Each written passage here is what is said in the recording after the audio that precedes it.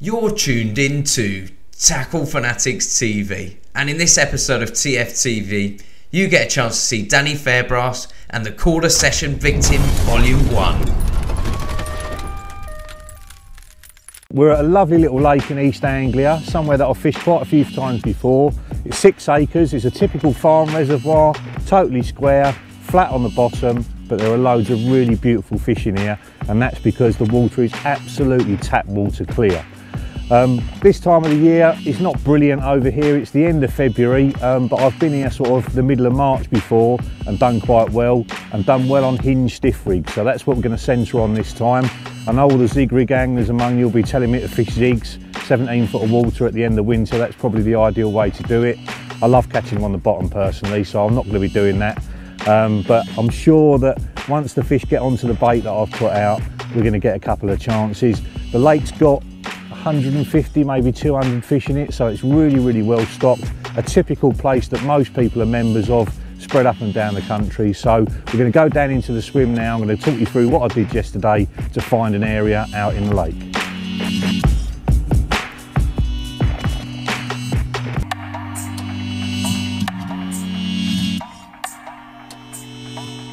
I've chosen to fish a swim on the middle of the east bank, so basically the westerly wind will blow straight in here. Couple of reasons for that. One, it's been very kind to me in the past, this swim. I've caught fish at this time of the year in this sort of conditions, so it's an obvious place to start. I didn't see any fish showing yesterday morning when I arrived, but I didn't really expect to be honest. So yesterday basically it was a case of finding an area to fish on that I was happy with. I'd made notes in my phone from a session a couple of years ago, and that was 14.5 rod lengths straight towards the middle of the lake, but that area was really weedy.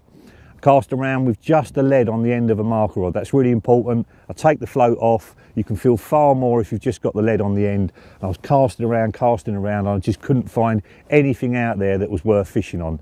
So I cast around maybe 50 times until I found an area off to the right and a little bit closer in, just over 11 rod lengths, and I was getting a softer thud, and I wasn't really feeling any fronds of weed as it was coming down, which suggested to me that it was shallower weed. So once I was happy with that area, I'd probably cast half a dozen, maybe 10 times against the clip, and just kept feeling it down. Once I was happy with that, I changed the lead. So I looped it off again, and then I put an Angling Intelligence weed rake on, the really small one, cast that out, hit the clip, felt it down, and then dragged it along the bottom. And that's really what tells you the exact weed that's out there. A lead can pull through the weed quite easily, but one of these on the end, you get the weed back on it, you can strip it off, have a look at it, see how long it is, and see how thick you think it's going to be. By casting that around in the swim, you get a much better idea of what you're fishing on top of. Now, it was obvious that there was quite a lot of weed out there. You feel a lot more with those weed rakes than you do with a lead. So I took that off and replaced it with the long 6-ounce Angling Intelligence weed rake, and then started casting that against the clip to clear an area. And this, as you can see there, is what I have cleared. That's probably 30-40 casts worth there, and that's obviously made a decent size. It won't be a clear area, but it will certainly be a clearer area, a nicer place to present baits. Basically, you're hitting the clip, feeling it down, and then pulling it along the bottom for probably a rod length, getting it up off the bottom, winding it in, clearing the weed off it. And it was obvious at the start that there was a lot of weed on it every time I wound in. The more casts I did, the less weed there was on it. And in the end, I took that off, put the lead back on again, and cast the lead out and felt it hit the bottom, and it was crashing down much better than it was at the start. And I think while I was raking the weed, I actually hit a fish on the way down. Bearing in mind I was expecting bites today, not yesterday. That was a write-off. That was just finding the area. As it got dark last night, once I got the 3 rods out, I saw fish in the middle of the lake, which is really encouraging just to see fish at all at this time of the year, and beyond it. And then this morning again, middle of the lake and that far side. But I think that was more to do with the fact that the wind yesterday was southerly and then swinging round southeasterly into the corner where the life buoy is. This morning it swung back again, and a little while ago I saw one show right over the top of the area. Now, I've not had a bite all night, not had a bite first thing this morning. It's probably a good time to refresh the hook baits, put some brand new ones out there, and see if that can inspire a bite. So I'm going to get that done now.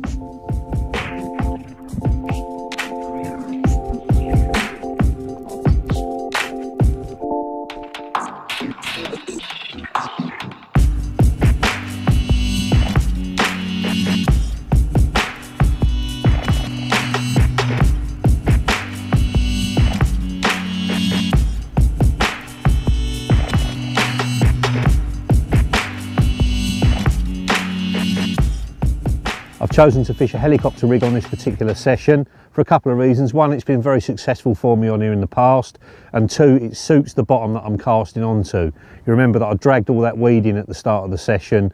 I need a rig that's going to present the bait well in that weed. If I used a heavy lead and a very short stiff hook link, it dragged the whole lot into the weed and the fish probably wouldn't be able to get it in its mouth. So with this one, the hook link is sliding up the lead core on the cast, and hopefully the whole lot is settling into the weed and making it available to the fish. So I've got a 3 ounce distance lead, and you can see there I've clipped the swivel off the lead just to neaten it up, and that's on the end of a ready-made lead core leader, and that's got one of the quick links on the end of it, and then a helicopter sleeve just goes over the top of that just to neaten everything up before you cast out.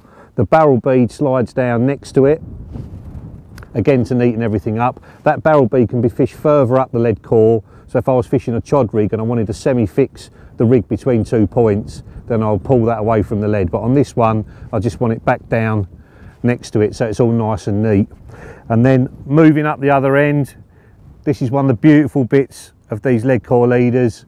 This is a no trace system, so I've got a little tiny tapered rubber sleeve that goes onto the lead core first, and then that hard bead with a slit in it goes over the top of it, so it stops the hook link sliding up any further on the cast.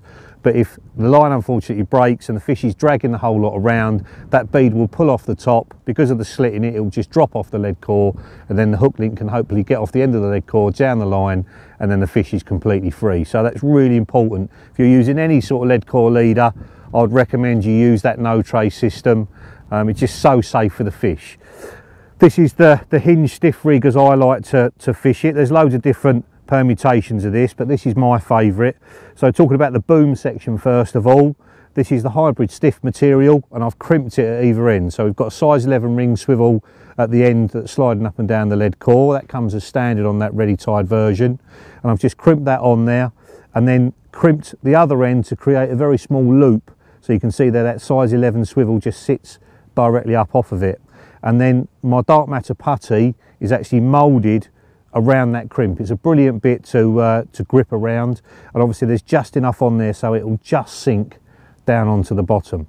And then the upright section, you can use this ready tied, or in this case I've tied this one myself. It's tied with 20-pound mouth trap. That's a really stiff material.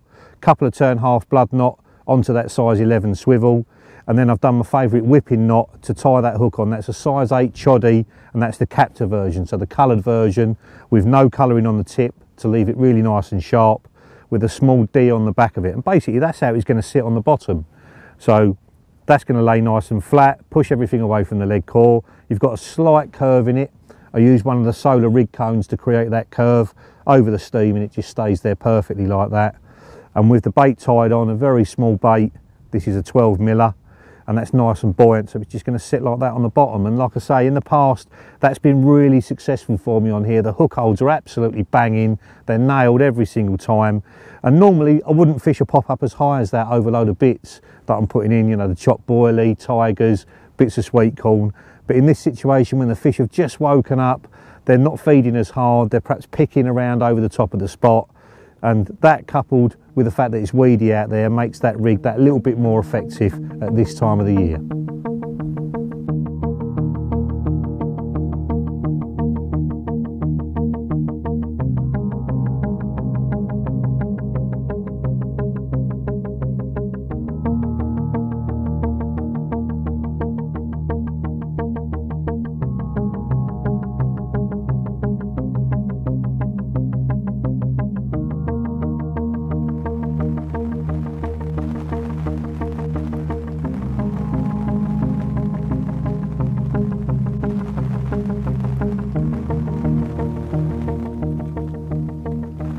Well, good morning. I've done 2 nights now. We're 36 hours into the session.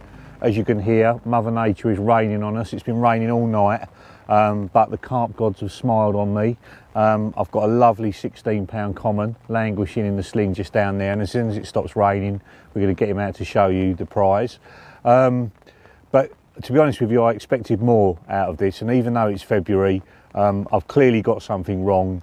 The wind literally, as I've just started to talk to you, has just started to swing the way the weatherman said it was going to be pretty much the whole time. But while we've been here, it's been pushing over to the end bank, the north bank there, which is a due southerly, and I think that's kept the fish away from this bank. As it got dark last night, I saw fish show in the middle and over that side of the lake, and whether that was the fact that I'm fishing here and I've pushed them away, or they just wanted to be there, I don't know. But the reality is that I've not really seen fish showing on this side of the lake as I would have expected to, and the wind not really doing what the weatherman said it was going to do, I think, has played a part in that. But we've still got another day to go. I'm going to give it till late afternoon today. I did change the hook bait actually. I moved over from the Mystic Spice hook baits that I'd done really well on in the past over to one that's pretty much the same flavour as our plastic corn, the IB flavour, which is a very sherbety, orangey sort of tangy smell, and that's always done well for me in the past. I thought I'd put it on one rod, and that was the rod that produced the bite. So once I had the bite, I redid that rod, of course, wound in a second rod, put the same hook bait on that, but nothing has happened since. So I'm working at it, but at the moment it doesn't seem to be inspiring a lot of action, but you never know, we could get more today.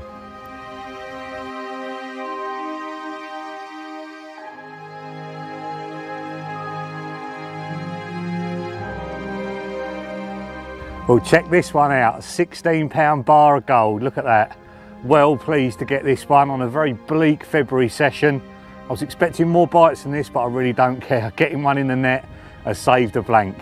And if I come back in the next few weeks, I'll certainly be targeting that same area, because when you've got a sea of weed out there and one big clear area, that is where you want to be.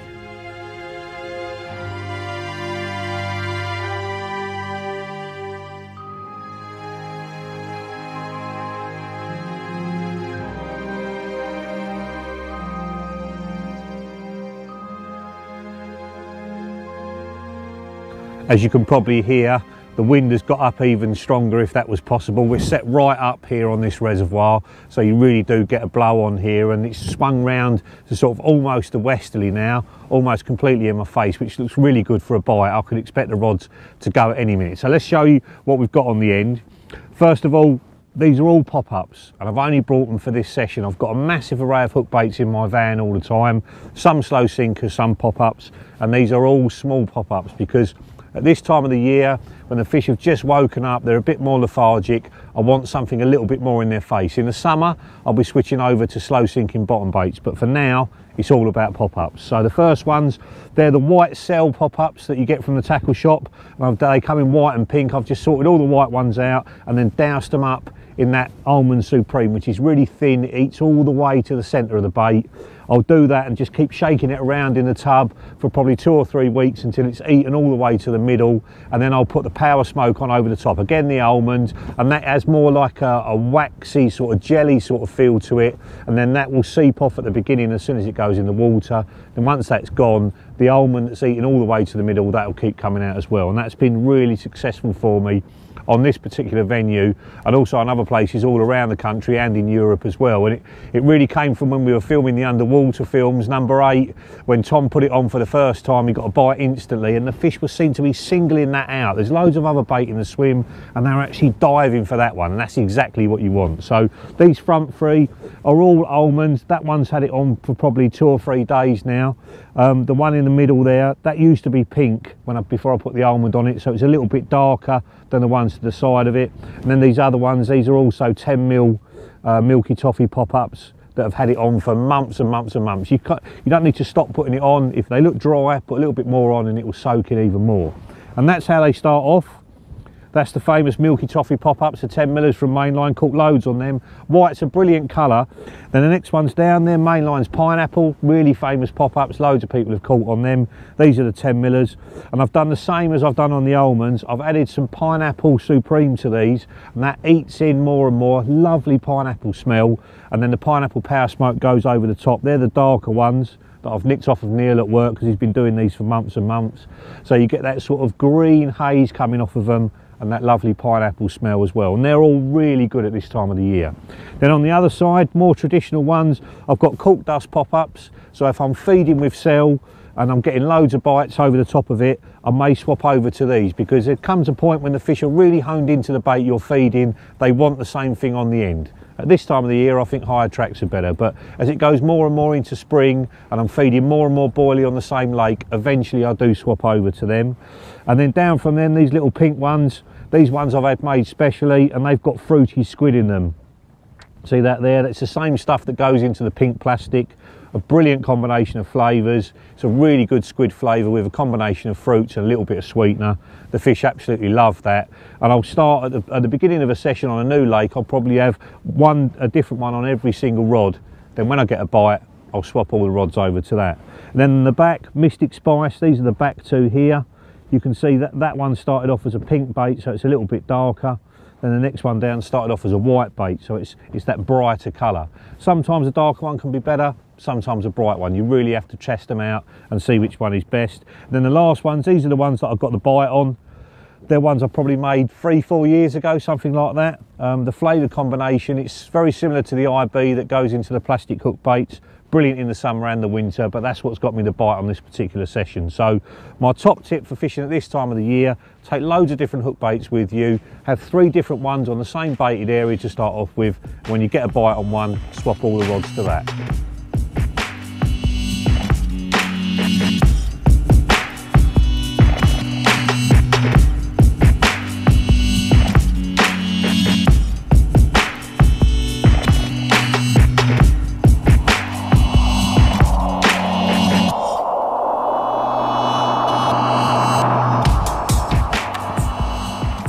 Well, that is the end of our first session victim, and it was almost a blank. Thank God for that £16 common that got me out of jail. In 48 hours on there I would have expected, look at that, perfect, nothing wrong with that at all. I would have expected half a dozen to 10 fish in this session. I think maybe I've just hit it a little bit early. The fish were definitely the middle and the far side of the middle, so I perhaps didn't have that many fish on me. And you're probably right if you were screaming at the screen. I should have put zigs on, but it's not my way. I'm going to come back probably in a month's time and have another go, see if I can catch a few more of these fish. But it's time to wind the others in and go back to my lovely wife.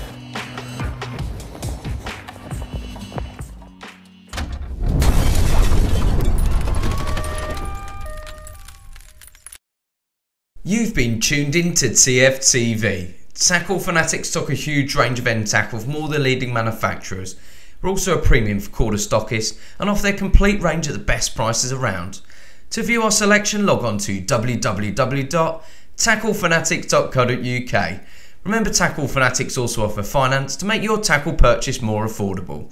Tight lines and wet nets from everybody at TFTV.